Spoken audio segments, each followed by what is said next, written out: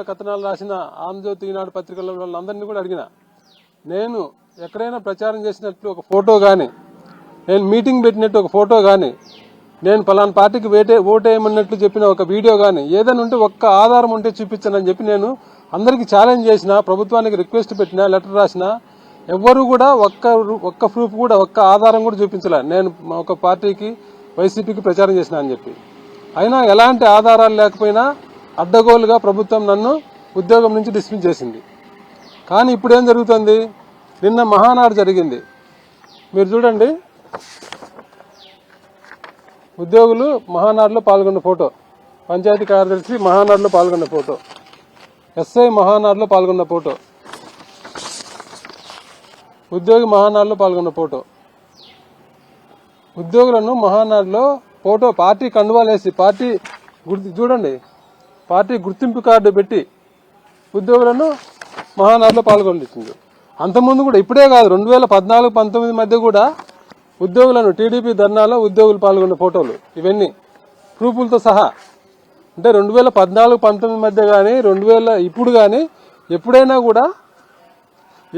కూడా ఉద్యోగులను రాజకీయంగా వాడుకునేది ఎవరు? టీడీపీ పార్టీనే. ఇప్పుడు ప్రూఫ్తో సహా నేను చూపిస్తాను. అయినా ఎలాంటి చర్యలు లేదు. నేను ఏం చేయకపోయినా అడ్డగోలుగా ప్రభుత్వం నన్ను డిస్మిస్ చేసింది. ఇంకొక ఘోరమైన విషయం ఏంటంటే, వ్యక్తిగత కక్షల్లో ఒక పార్టీ కార్యకర్త, టీడీపీ కార్యకర్త చనిపోతే తోట చంద్రయ్య అనే వ్యక్తి, ఆయనకు రూల్స్కు విరుద్ధంగా చట్టాలను ఉల్లంఘించి ఆయన కొడుకు ఉద్యోగం ఇచ్చిండు. సరే, ఉద్యోగం ఇచ్చినాకైనా అతను ఉద్యోగం చేయించాలి కదా. ఉద్యోగం ఇచ్చిన తర్వాత అతను మళ్ళీ పార్టీ కార్యక్రమాల్లో పార్టీ కార్యకర్తలాగా ఆడుకుంటున్నారు. అంటే తప్పుడు పనులన్నీ చేసేది వాళ్ళు, మా మీద నిందలేసి మమ్మల్ని ఉద్యోగం నుంచి డిస్మిస్ చేయడం. ఖచ్చితంగా నా మీద పెట్టిన తప్పుడు కేసే. ఆ తప్పుడు కేసు పెట్టిన కలెక్టర్ కూడా ఇప్పుడు డిఎస్సి స్కామ్లో ఇరుక్కుపోయాడు ఆయన. అది చాలా అది 100% తప్పు జరిగింది డిఎస్సిలో. ఖచ్చితంగా డిఎస్సి మీద నిష్పక్షపాతంగా విచారణ జరిగితే IAS officer, commissioner, school education commissioner, నా మీద కేసు పెట్టిన ఆయన, కడప కలెక్టర్గా ఉండి కేసు పెట్టిన ఆయన విజయరామరాజు ఖచ్చితంగా జైలుకి వెళ్ళడం ఖాయం ఈ డిఎస్సి మీద విచారణ జరిగితే. ఎందుకంటే వాళ్ళు అడ్డగోలుగా చేసిండ్రు, మెరిట్ లిస్ట్ని మార్చిండ్రు. సెలక్షన్ లిస్ట్ అంటే వాళ్ళన్నట్టు హారిజాంటల్ రిజర్వేషన్ ఏదో కారణాలతో కోర్టు కేసుల వలన కొన్ని మార్పులు జరగచ్చు. కానీ మెరిట్ లిస్ట్ ఎట్లా మారుతుంది? ఎగ్జామ్ రాసినాక మార్కులు వచ్చిన తర్వాత మార్కుల ప్రకారం మెరిట్ లిస్ట్ తయారు చేస్తారు. మార్కులు మారవు కదా ఎప్పటికీ. అలాంటిది మెరిట్ లిస్ట్ను 3 సార్లు మార్చిండ్రు. ఫస్ట్ ర్యాంక్ వచ్చిన వ్యక్తిని మెరిట్ లిస్ట్లో నుంచి తీసేసిండ్రు. దానికి ఏం చెప్తున్నారు అధికారులు? అతను కౌన్సిలింగ్ పిలిచినా అటెండ్ కాలేదన్నారు. అటెండ్ కాకపోతే ఉద్యోగం ఇవ్వండి, సెలక్షన్ లిస్టులో పేరు పెట్టకండి. కానీ మెరిట్ లిస్టులో నుంచి పేరు ఎట్లా తీసేస్తారు? మెరిట్ లిస్టులో పేరు తీసేసినంటే మీకు అనుకూలంగా మెరిట్ లిస్ట్ని మార్చుకున్నట్టే కదా. మెరిట్ లిస్ట్ని 3 సార్లు మార్చిండ్రు. మెరిట్ లిస్ట్ను వెబ్సైట్లో నుంచి మాయం చేసిండ్రు. మళ్ళీ పెడతారు, మళ్ళీ తీసేస్తారు, మళ్ళీ పెడతారు. ఇన్నిసార్లు ఎందుకు గందరగోళం చేస్తున్నారు? ఖచ్చితంగా ఇది ఎప్పటికైనా ఈ డిఎస్సి స్కామ్లో ఎప్పటికైనా విజయరామరాజు ఐఏఎస్ ఆఫీసర్ తప్పుడు పనులు చేసిన వ్యక్తి, ఆ రోజు ఎలక్షన్ టైంలో టీడీపీకి తొత్తుగా వ్యవహరించి నా మీద కేసు పెట్టిన వ్యక్తి ఈ డిఎస్సి స్కామ్లో ఎప్పుడైనా జైలుకి వెళ్ళక తప్పదు. ఖచ్చితంగా నిష్పక్షపాతంగా విచారణ జరిగితే. ఇంత అన్యాయంగా చేసిన అతను. ఇంకా ఎంప్లాయీస్ విషయానికి వచ్చే, ప్రభుత్వంలోని పెద్దలందరూ సూపర్ సిక్స్ గురించి చాలా గొప్పలు చెప్పుకుంటున్నారు. కానీ ఉద్యోగులకు ఇచ్చిన సూపర్ 6 సంగతి ఏంటి? ఉద్యోగులకు కూడా మీరు హామీలు ఇచ్చిండ్రు కదా ఎలక్షన్ టైంలో. ఉద్యోగులకు కూడా సూపర్ 6 కాదు, చాలా హామీలు ఇచ్చిండ్రు. అట్లా ముఖ్యమైన సూపర్ 6 ఉన్నాయి ఉద్యోగులకు కూడా. ఐఆర్ ఇవ్వాలి, మీరు చెప్పిందే. అధికారంలోకి వచ్చిన వెంటనే ఐఆర్ ఇస్తామన్నారు. పెరిగిన పిఆర్సీ అన్నారు. పెండింగ్ బిల్స్ అన్ని క్లియర్ చేస్తామని చెప్పిండ్రు. సిపిఎస్ ఉద్యోగులకు జీపీఎస్ కంటే మెరుగైన పెన్షన్ విధానం తీసుకొస్తామని చెప్పిండ్రు. 1వ తేదీ జీతాలు ఇస్తామని చెప్పిండ్రు. డిఏలను క్లియర్ చేస్తామని చెప్పిండ్రు. మిగతా అన్ని మొదలుపెట్టినా అందరి ఉద్యోగులకు సంబంధించిన కామన్ ఈ సూపర్ 6 డిమాండ్లో ఒక్క డిమాండ్ అయినా మీరు అమలు చేశారా? 2 ఏళ్ళైంది అధికారంలోకి వచ్చి. ఉద్యోగులకు ఇవ్వాల్సిన ఒక్క హామీనైనా మీరు అమలు చేశారా? ఉద్యోగులకు ఇవ్వాల్సిన ప్రమోషన్లు ఇస్తున్నారా? ఉద్యోగులకు ఇవ్వాల్సిన డిఏలు ఇస్తున్నారా? అధికారంలోకి వచ్చిన వెంటనే అయ్యారు. ఇప్పుడు ఏమైంది హామీ సంగతి? అధికారంలోకి వచ్చి 2 ఏళ్ళైంది. 2 ఏళ్ళైనా మీకు వెంటనే అంటే ఎప్పుడు 5 ఏళ్ళు అయిపోయినా అక్కడ వెంటనే అంటే? గత ప్రభుత్వం కూడా ఇదే హామీ ఇచ్చింది. అధికారంలోకి వచ్చిన వెంటనే అంటే వాళ్ళు ఫస్ట్ క్యాబినెట్లోనే అప్రూవ్ చేసి 2019 జూలై నుంచి ఐఆర్ ఇచ్చిండ్రు. ఇప్పటికి 2 ఏళ్ళు అయింది, ఆ హామీకి దిక్కులేదు. మెరుగైన పిఆర్సీ ఇస్తామని చెప్పిండ్రు. పాత ప్రభుత్వం వేసిన పిఆర్సీ కమిషన్నే రిజైన్ చేయించింది మీరు. ఇంతవరకు పిఆర్సీ కమిషన్ వేయలే. 2 సంవత్సరాలు అయింది, పిఆర్సీ కమిషన్ అపాయింట్ చేయలే. పిఆర్సీ కమిషన్ అపాయింట్ చేసినాక పిఆర్సీ కమిషన్ రిపోర్ట్ ఇచ్చి మళ్ళీ దాన్ని ఇంప్లిమెంట్ చేయడానికి, ఉద్యోగ సంఘాలతో చర్చించి ఇంప్లిమెంట్ చేయడానికి 2 సంవత్సరాలు పడుతుంది. అలాంటిది ఈ రోజుకి మీరు పిఆర్సీ కమిషన్ వేయకపోతే పిఆర్సీ ఎప్పుడు ఇంప్లిమెంట్ చేస్తారు? అసలు ఈ 5 ఏళ్లలో పిఆర్సీ ఇంప్లిమెంట్ చేసే ఆలోచన ఉందా ప్రభుత్వానికి? పిఆర్సీ ఇంప్లిమెంటేషన్ హామీ గంగలో కలిసిపోయినట్టే. 1వ తారీఖు జీతాలు అన్నారు. ఎవరికి ఇస్తున్నారు 1వ తారీఖు జీతాలు? ఈ నెల నిన్న 1వ తారీఖు జీతాలు పడి అందరికి టీచర్లు అడగండి. మీరందరూ, మీకు తెలిసిన మిత్రులందరూ, మీడియా మిత్రులందరూ, మీకు తెలిసిన టీచర్లు ఉంటారు కదా, నిన్న జీతాలు పడినాయా, ఈ రోజు పడినాయా, ఇంకా కొందరికి పడలేదా అడగండి, తెలుస్తుంది. గ్రంథాలయ సంస్థ ఉద్యోగులకు 3 నెలలు జీతాలు పడ్డంలే. 1 రోజు 2 రోజులు కాదు. గత ప్రభుత్వంలో 3వ తారీఖు 4వ తారీఖు పడితే గందరగోళం చేసి, హంగామా చేసి, పేపర్లు ఈనాడు, జ్యోతి అన్ని గందరగోళంగా రాసి ఉద్యోగులందరినీ రెచ్చగొట్టాయి కదా. ఇప్పుడు గ్రంథాలయ సంస్థ ఉద్యోగులకు 3 నెలలు జీతాలు పడ్డంలే. కాంట్రాక్ట్ ఎంప్లాయీస్కు 2 నెలలు జీతాలు పడ్డంలే. ఎవరు మాట్లాడడం లేదు. 1వ తారీఖు ఎవరికి ఇస్తున్నారు జీతాలు? పెండింగ్ బిల్స్ క్లియర్ చేస్తామని చెప్పిండ్రు. పెండింగ్ బిల్స్ ఎన్ని ఉన్నాయి?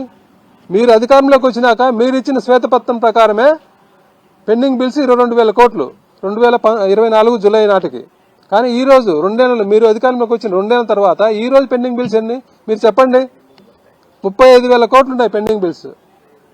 అంటే మీ ప్రభుత్వం వచ్చినాక బకాయిలు పెరిగినాయి తప్ప బకాయిలు తగ్గడంలే. ఎక్కడ ఈ హామీ ఎక్కడ అమలు చేసిండ్రు? సిపిఎస్ ఉద్యోగులకు గత ప్రభుత్వం పెన్షన్ గ్యారంటీ ఇస్తూ మినిమం పెన్షన్ 10,000 రూపాయలు చేస్తూ పెన్షన్ గ్యారంటీ స్కీమ్ తీసుకొచ్చింది. ఇప్పుడు మీరు చాలా మందిని అడగండి, సిపిఎస్లో రిటైర్ అయిన ఉద్యోగులకు కొందరికి 100లో కూడా వస్తుంది, 600 పెన్షన్ వస్తుంది, 1,500, 2,000. అంటే ప్రభుత్వం ఓల్డ్ ఏజ్ పెన్షన్లకు ఇచ్చేదానికంటే తక్కువ పెన్షన్ సిపిఎస్ ఉద్యోగులు తీసుకుంటారు చాలా మంది. అలాంటి ఇబ్బందులు ఉండకూడదని గత ప్రభుత్వం గ్యారంటీడ్ పెన్షన్ విధానం తీసుకొచ్చి దాని ప్రకారం మినిమం పెన్షన్ 10,000 చేసి రిటైర్ అయిన దాంట్లో సగం పెన్షన్ ఇస్తూ దానికి మీద డిఏ ఇస్తూ గ్యారంటీడ్ పెన్షన్ విధానం తీసుకొచ్చింది. అది బాగలేదు. దానికంటే మెరుగైన పెన్షన్ విధానం తీసుకొచ్చామని మీరు ఎలక్షన్ టైంలో హామీ ఇచ్చిండ్రు. హామీ ఇచ్చి మీరు వచ్చిన తర్వాత గత ప్రభుత్వం తెచ్చిన జీపీఎస్ని పక్కన పెట్టిండ్రు. కానీ మీరు ఏమైనా ఉద్యోగులకు చేయాలని ఆలోచన చేసిండ్రా? 2 ఏళ్ళైంది. ఆ సిపిఎస్ ఉద్యోగులకు ఏ విధంగా న్యాయం చేయాలనుకుంటున్నారు? కనీసం వాళ్ళని పిలిచి ఒక మాట మాట్లాడారా? వాళ్ళతో చర్చించారా? మీ దగ్గర ఏం ప్రతిపాదన ఉంది? సిపిఎస్ ఉద్యోగులకు న్యాయం చేసే ప్రతిపాదన ఏముంది? అసలు దాని గురించి పట్టించుకుంటున్నారా? ఈ హామీ అంతే. ఇంకా డిఏలు ఇప్పుడు ఉద్యోగులకు 4 డిఏలు పెండింగ్ ఉన్నాయి. ఇంకొక 20 రోజులు పోతే 5వ డిఏ అంటే జూలై 1వ తారీఖు నుంచి 5 డిఏలు పెండింగ్ అవుతాయి. గతంలో ఎప్పుడైనా 5 డిఏలు పెండింగ్ ఉన్నాయి ఉద్యోగులకు? ఎప్పుడూ 5 డిఏలు పెండింగ్ లేవు. కేవలం కరోనా టైంలో మాత్రమే పెండింగ్ ఉన్నాయి. కరోనా టైంలో ఎందుకు పెండింగ్ ఉన్నాయంటే గవర్నమెంట్ ఆఫ్ ఇండియా ఫ్రీజ్ చేసింది. కరోనా వల్ల ప్రభుత్వాలు అన్ని ఒక రాష్ట్రము దేశమే కాదు ప్రపంచం అంతా ఇబ్బందులు పడింది, ఆర్థికంగా తల్లకిందులైంది. కాబట్టి ప్రభుత్వానికి ఆదాయం పడిపోయింది. కాబట్టి టెంపరీగా 1.5 సంవత్సరం పాటు డిఏలు ఫ్రీజ్ చేసింది గవర్నమెంట్ ఆఫ్ ఇండియా. దానివల్ల అప్పుడు మాత్రమే 5 డిఏలు పెండింగ్ ఉన్నాయి. అది మన రాష్ట్రంలో కాదు, మొత్తం దేశం అంతా పెండింగ్ ఉన్నాయి. కానీ ఈ రోజు కేవలం మన రాష్ట్రంలో మాత్రమే డిఏలు పెండింగ్ ఉన్నాయి, మిగతా రాష్ట్రాల్లో ఎక్కడా లేదు. ఎందుకని అంటే కరోనా కంటే భయంకరమైన వైరస్ ఏమైనా ఉందా? కరోనా కంటే ఇబ్బందికరమైన వైరస్ మన రాష్ట్రంలో ఉందా? ఈరోజు ఉంది అంటే ఉంది. ఆ వైరస్ ఏంటంటే చంపా వైరస్. చంద్రబాబు పాలన అనేదే ఈరోజు ఒక వైరస్, ఈ రాష్ట్రానికి పట్టిన వైరస్, రాష్ట్రాన్ని అతలాకుతలం చేస్తున్న వైరస్, రాష్ట్రంలో ప్రజలందరినీ ఇబ్బంది పెడుతున్న వైరస్. ఇది కరోనా కంటే 100 రెట్లు ఘోరమైన భయంకరమైన వైరస్ ఈ చంపా వైరస్. ఈ వైరస్ వచ్చిన తర్వాత రాష్ట్రానికి ఆదాయం పడిపోయింది, రాష్ట్రం అప్పుల్లో కూరుకుపోయింది. రాష్ట్రంలో 3 లక్షల మంది ఉద్యోగాలు కోల్పోయినరు. ఇది నేను నోటి మాటగా చెప్పడంలే, నా దగ్గర లిస్ట్ ఉంది, కావాలంటే మీకు ఇస్తా. 3 లక్షల మంది ఈ ప్రభుత్వం వచ్చిన తర్వాత 3 లక్షల మంది ఉద్యోగాలు కోల్పోయినరు. మెడికల్ కాలేజీలు అమ్ముకుంటున్నారు, ప్రభుత్వ భూములు పప్పు బేలాల మాదిరి పావలాకు రూపాయికి అమ్ముతున్నారు. ఆరోగ్యశ్రీ ఆగిపోయింది, ఫీజు రింబర్స్మెంట్ ఆగిపోయి పిల్లలు చదువులు ఆగిపోయినాయి. ఈ పిల్లలు మధ్యాహ్నం భోజనం తిని పిల్లలు ఆసుపత్రులు పాలవుతున్నారు. రైతులకు ఎరువులు దొరకడంలే, పంటలకు గిట్టుబాటు ధర లేక రైతులు ఆత్మహత్యలు చేసుకుంటున్నారు. గ్యాస్ ధర పెరిగింది, కరెంటు బిల్లు పెరిగింది, డీజిల్ బిల్లు పెరిగింది. ఈ రకంగా ఏ వర్గం ప్రజలు సంతోషంగా ఉన్నారు? ఏ వర్గాన్ని వదిలిపెట్టిండ్రు?